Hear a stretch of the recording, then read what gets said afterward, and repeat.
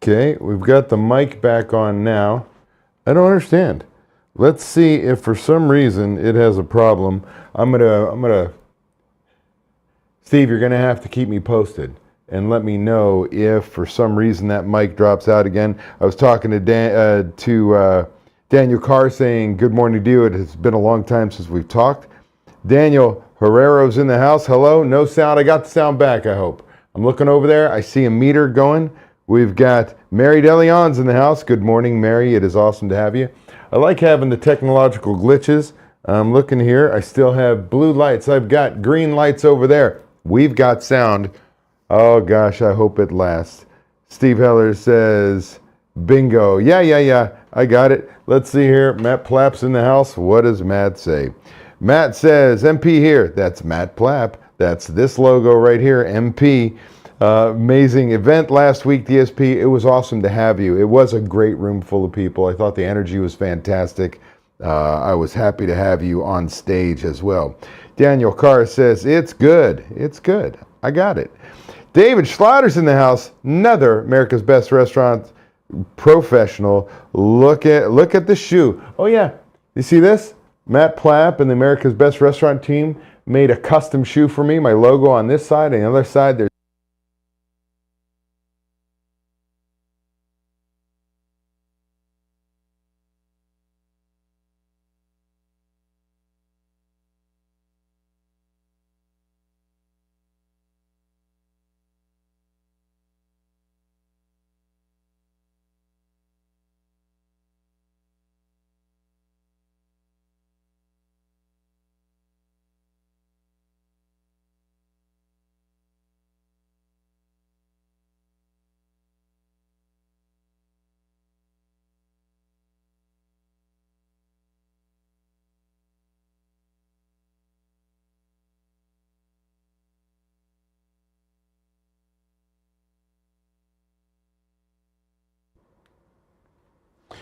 all right, let's see here. I've got a second mic that has been unplugged. We're going to see if that works. Obviously, there's something wrong with that one. This body pack looks like it is working. Let's hope it's got charge. Let's hope it's got enough charge for this whole thing. I apologize for the technological glitch, but we got it fixed. We've got Koval, Ben Morgan in the house. What's up, Ben? We signed up this week. We're excited to have you. I saw that come across. Matt Plapp says, the Jays in the house. That's the Jordans. We've got, let's see, David Schlatter says, what'd you just say? David Schlatter said, there we go. Yep, we got the mic working. Audio just cut out. Yeah, I got that. Matt Plapp, mic's gone. Yeah. We're going to skip all the mic gone. Good now. Working. All right. I'm just going to put the Caleb one here so it knows. It gives me a green dot. We're going to get started on Shoot the Shit. The mic is still working. Fantastic. We're going to go here. Let me switch cameras. We are good to go. Here we go. Welcome to Shoot the Shit with DSP. STS with DSP happens every Friday at 8 a.m. Pacific Time, 11 a.m. Eastern Time, live on YouTube, travel schedule permitting. We're going to invest about 30 minutes out of your day to get pumped about the upcoming week and get excited about crushing your goals and finding the motivation to be the best you possible. Plus, I'll answer your burning questions. I'm Dave Scott Peters, creator of the Restaurant Prosperity Formula and your coach. And before we jump in, make sure you are logged into your Google account so you can jump into the YouTube chat. I want your questions, your comments, heck, your pushback. All right, let's reset. Let's get into it. And we're again verifying the mic is working. Here we go. Restaurant pros, I'm going to say something that might sound crazy coming from a systems guy. I suck, I create work. You heard me right. I suck, I create work. And if you've ever tried to implement systems in your restaurant, you know exactly what I mean. Systems feel like more work. Checklists feel annoying. Training feels slow. Writing things down feels tedious. Delegating feels risky. And when you're already exhausted, the last thing you want is more to do. I hear the same pushback every single week. My restaurant needs me. If I don't do it, it won't get done right. And here's the hard truth. If everything falls apart when you step away, that's not because you're indispensable. It's because the systems that should be running your restaurant don't exist yet. I had a member who said that exact sentence for years. The moment he stopped rescuing and started holding people accountable to systems, the workload didn't increase, it disappeared. Here's the reframe. And that changes everything. Systems, the system, is not the hard part. The implementation is. Listen to me. The system's not the hard part. Heck, this stuff is easy. The implementation, getting it in place, getting everybody trained, getting everybody on board, well, that's the hard part. See, once a system exists, a checklist takes minutes. Training runs without you. Decisions stop bottlenecking at the owner. Managers stop asking the same questions. But getting there, that's the heavy lift. And here's the payoff most people miss. Systems are hard once. Chaos is hard every day. You're already doing hard. You're just choosing the version that never ends. I've coached restaurant pros who were absolute heroes on the line. Prep, expo, covering line shifts. Doing what they thought good owners do. But because they were so busy being busy, they never stepped back and looked at the business from 30,000 feet. And when they finally did, the real opportunity was obvious. Sometimes productive hard isn't sexy. One member stopped eyeballing Coke orders, for instance, and built a simple ordering system. That was it. Chaos gone. Here's the truth. Being busy isn't heroic. Being busy is a symptom. It's the check engine light on your restaurant. Let's talk about why most restaurant pros fail when trying to build systems. It's not because they're lazy. It's not because they don't care. It's not because they're bad leaders. It's because, well, they try to do it alone. They download a template. They get motivated for a week. Then Friday night hits. Someone calls out. Sales spike or worse, crash. And the systems get shoved into a drawer. Not because it wasn't good, but because there was no structure forcing completion. Do you understand? This isn't a discipline problem. It's an environment problem. I see beautiful systems fail all the time. Because why? Because they're bad? No. Because no one checks on them. I've coached members with systems on paper that looked amazing. Nothing changed until weekly check-ins and audits became non-negotiable. The systems didn't magically improve. The behavior did. That's why willpower, well, is a terrible strategy in restaurants. Willpower is unreliable in our industry, built on interruptions, emergencies, emotional labor, long hours. If willpower worked, you'd already be free. What actually works is pressure plus support at the same time. Not motivation, not inspiration, structure. Here's the difference I see over and over again. Dabblers, we've talked about them. Dabblers talk about systems. Masters of their restaurants, masters audit them. Intensity feels good for a week. Consistency changes your life. Masters don't just build systems and hope. They live by them. This is where I want to be very clear about something. We didn't build our coaching programs to be convenient. We built them so you actually finish the work.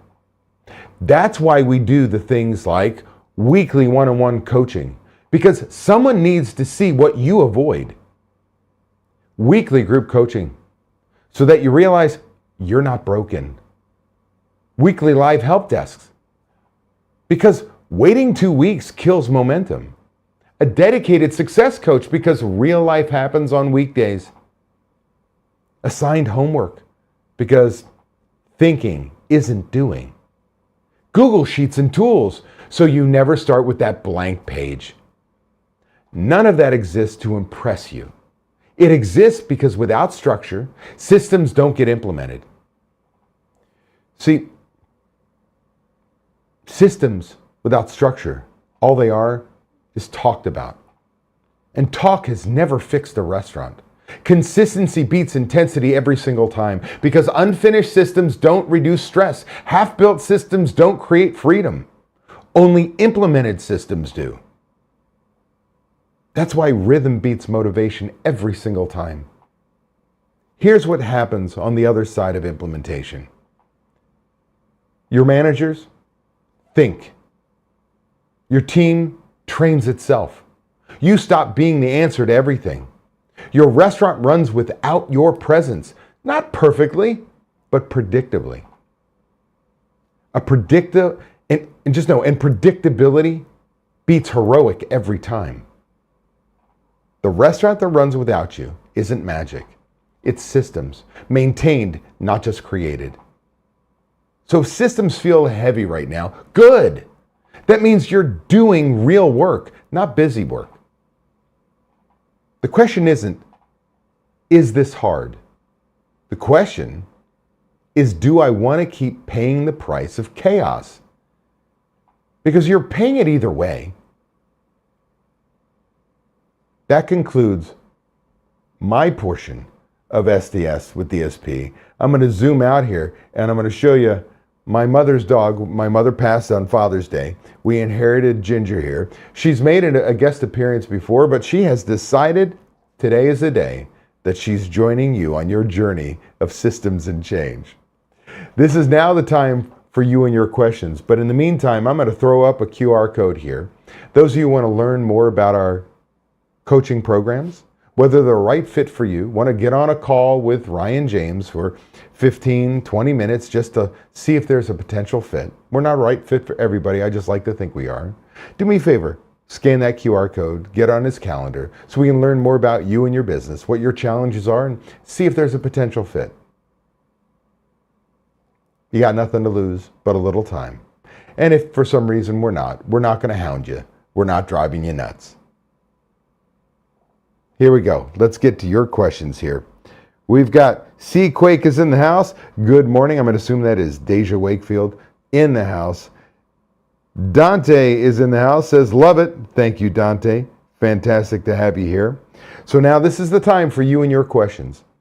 There's a ton of questions. There's got to be. I just did my 2-day seminar in Las Vegas. We'll say goodbye to Ginger. Goodbye, Ginger. Just a week ago, and it was incredible. We had a packed room, lots of questions, a lot of motivated members, non-members, future members, potential members. Heck, people went home and are going to do the work on their own. There's always questions. This is your time. So let's see here. We've got Tanbo says, how can we improve server accountability so they do more than basic service? I want them to deliver true hospitality, take ownership, and consistently exceed guest expectations. That is a big, big, big question. And I'm going to give you an answer. It's not going to be simple, and this is for everybody. It's number one, make sure you document your core values, who you are as a person. They almost never change. These are the guiding principles for you, your business, your management team, your employees. You have to document your core values and share them with everybody. So if hospitality is a major core value for you, they understand it. They understand what it means to you and what they're supposed to execute on a daily basis. That's number one. Number two, explain why. Why great hospitality is important to you. Why it's important to them that you provide them a station. We're talking servers only right now. You provide them a station. You provide them a business opportunity on their own. They're damn near independent. You pay for the bills, power, food, drink, flatware, smallware, you name it. You give them an opportunity to increase their sales, what they make. By selling more, they make more. By selling the right things, they give a guest a great experience. But it's also understanding what great hospitality means. See, we can train things like, hi, my name is David, but that's cold and sterile. That's very 1980s, 1990s. That's not how we do it. We want to create a connection with our guests, because think about it. Your guests, when they walk in the door, from the moment they walk in the door, if they notice gum on the sidewalk, if they burn their hand on the handle, if there's fingerprints on the door, they have to break the connection with their guest who's with them. Our goal in great hospitality is to never break the connection. So when I walk in, I want to be greeted, even if it's what I call a mortar shot, from way back in the restaurant. We'll be right with you. But we're going to greet them. We're going to seat them as quickly as possible. We're not going to run to the table and say, catch up, catch up. We're going to go at the pace of the guests we're with. In my mother's case, man, she couldn't move. She had a walker. Like, it was tough.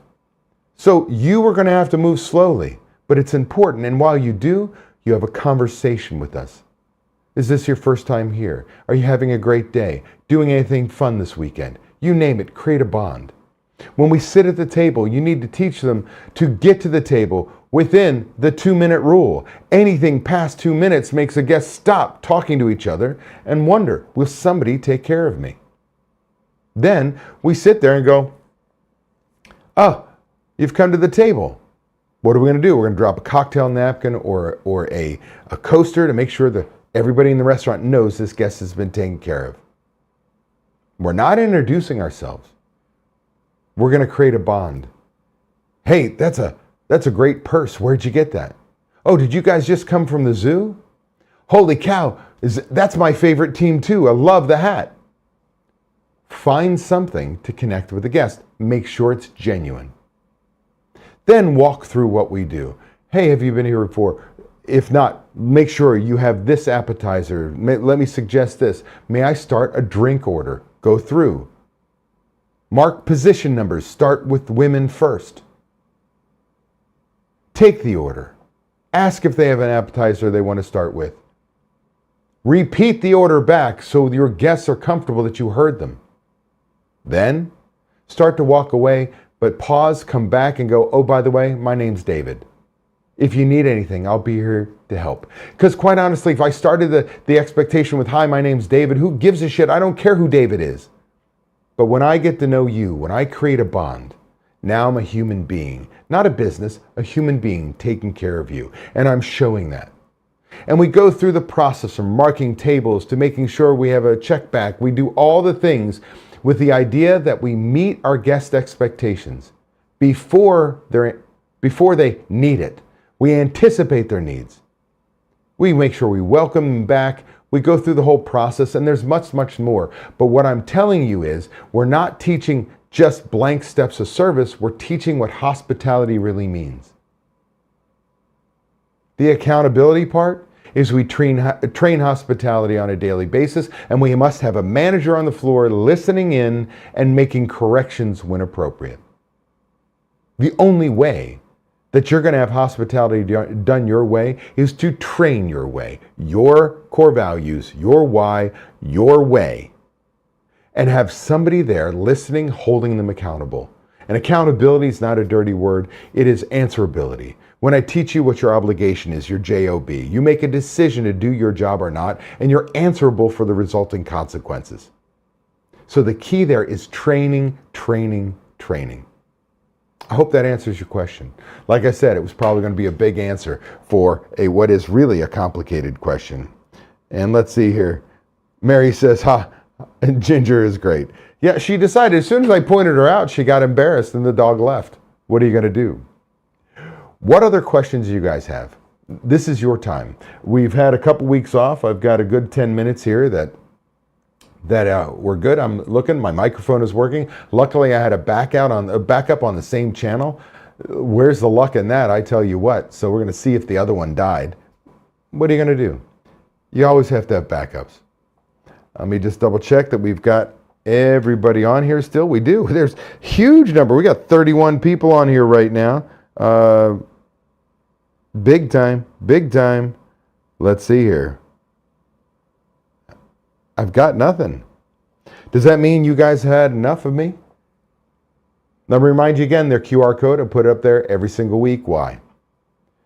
Well, if you're looking for change, make sure you reach out. Make sure you scan that. Get on a call. Learn about our coaching programs. Maybe it's right for you. It's an awful lot of competition out there, a lot of noise out there. I've been doing this I'm in my 23rd year.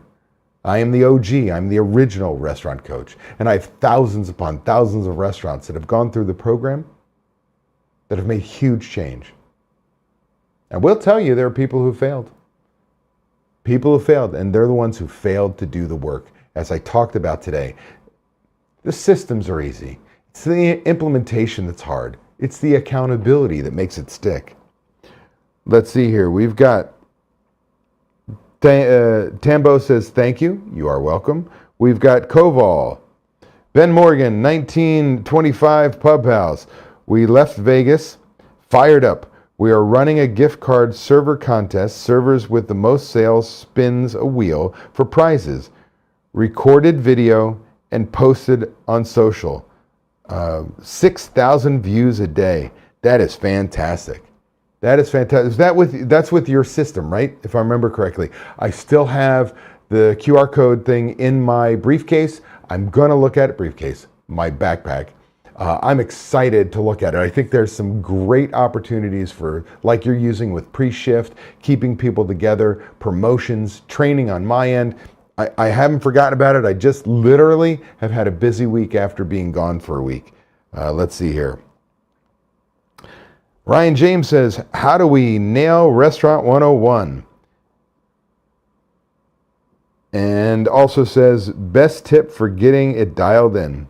So Restaurant 101 is hot food hot, cold food cold, clean, safe work environment for your guests and employees, wow customer service, incredible product, and now to go. So how do we get that done? Well, I'm going to tell you the number one thing, and Ryan knows this and wants me to share it with you, is your checklists. Checklists are the keystone to all your systems. Checklists ensure that the restaurant is set up for success because 99.99% of the time your restaurant fails, you were ill prepared for the shift. You didn't have enough prep. You didn't have the restaurant set up. You didn't have enough B&B plates. You didn't have enough roll-ups. You weren't prepared. Next is, as the one question came on, train your hospitality. Train and inspect and hold people accountable to your hospitality standards. You've got to make sure that your food is impeccable. That's line checklists. That's having a supervisor checking temperatures and times, taste. It's ensuring we train people, that we have somebody in the expo window or at least at the wheel ensuring that every dish goes out to your standard. We don't go for just speed. We go for accuracy and consistency above and beyond all else. When to-go orders happen, we make sure that we have a checklist to make sure everything's in the bag, everything's right temperature, everything's ready to go. The bottom line is, to ensure Restaurant 101 is working, you've got to have systems in place. You've got to train those systems. You've got to have a supervisor inspecting or manager inspecting those systems, ensuring they're being used. There are no shortcuts. I wish there was. Koval says, in the past we wouldn't have posted social media in the socials in the past. Yes, socials are incredibly important. Tambo says, how do we expand to a second location, and what kind of team do you need to successfully operate it? So the question is, how do we expand to a second location, and how do we ensure we have the right team? I'm not sure that that's the right question. Because I could give you a smart-ass answer. How do we expand to a second location is open a frickin' second location. And most restaurateurs are entrepreneurs, which means they open a second location and go, oh shit, I got to frickin' make this work. And they kind of dial it in backwards. So in a perfect world, how do I open up that second location? In a perfect world, which we don't live in, I'd have all my systems in place. I'd have all my training manuals in place. I would have a trained management team. And then I'd go make sure I have the right cash flow, the money to go open a second location. But that's not how it works. We make sure we have our restaurant operating properly. Restaurant 101 is kicking ass. And whether we're ready for it or not, we go identify a location and we make it happen. We're fire, ready, set, aim.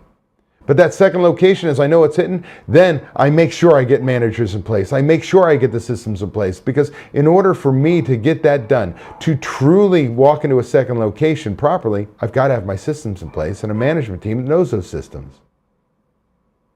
That's critical. Because here's the reality. With a second location, you can actually open it up and impose your will in two different places. You can run back and forth. Take 8 hours a day and make it 16 hours a day. Go from one restaurant to the next, impose your will while being there. It's a shitty life. It is horrendous. But it can be done. So the real question is, how do I duplicate myself so that I'm ready for a second location, that I can identify opportunities out there, that's putting managers in place, having systems in place, training those managers, holding them accountable, that your restaurant runs without you? Again, maybe not perfectly, but predictably. Does that answer your question? I hope so. Ryan says, thanks, using this for my next team meeting. So my team, my member mentors, some of my members often give me topics for the STS or questions like that, so they can actually use them in their manager meetings. So Deja, who's on here, will actually give me a topic, and she'll take a YouTube video. You can actually create a starting point and ending point, and then in the middle of the meeting, go to my YouTube channel, play from the starting point to the ending point, allow the third party, me, to enforce something she wants done. So that's what Ryan just did. That's awesome. How are we doing on time? We're doing good. Tambo says, yes, thank you so much. You're welcome. I hope it hit the spot. Let me just look at my calendar real fast. I'm 99.99% sure that we have an STS next week. I'm going to look here real quick. Yes, we have a shoot the shit next week. We do not have one the following 2 weeks because we have Christmas and New Year's, and I give my team off. Because I'm a social worker, I'm a giver, I'm a restaurant guy. So this is a shoot the shit this week. We've got one next week. Then I give you 2 weeks off, and then we'll start the New Year's, and we will start hitting these Fridays endlessly. Again, I want to put a shout out to Matt Plapp, America's Best Restaurants, for the thank you for the custom shoe that he presented to me at my seminar. The detail's amazing. You should go to my social media pages, either my Facebook or Instagram, David Scott Peters, or go to America's Best Restaurants and their social media pages, or Matt Plapp social media pages, and you're going to see the presentation of it, the detail on either side. It is pretty freaking cool. This is an honor he gives some of his best clients. And so I'm not a client. I'm a friend. I'm a contributor. I am an outsider that's a team member because he's on my team. Matt is fantastic. If you're looking for any marketing, make sure you look up America's Best Restaurants or go to mattplapp.com. They are there to help you. So shameless promotion for them. With that said, appreciate each and every one of you. It is time. The microphone made it through. Glad I had the second mic and it is working and it was hooked up. Gotta love backup equipment. With that said, go out there, kick some ass. Appreciate each and every one of you. I will see you next week on Shoot the Shit. Peace.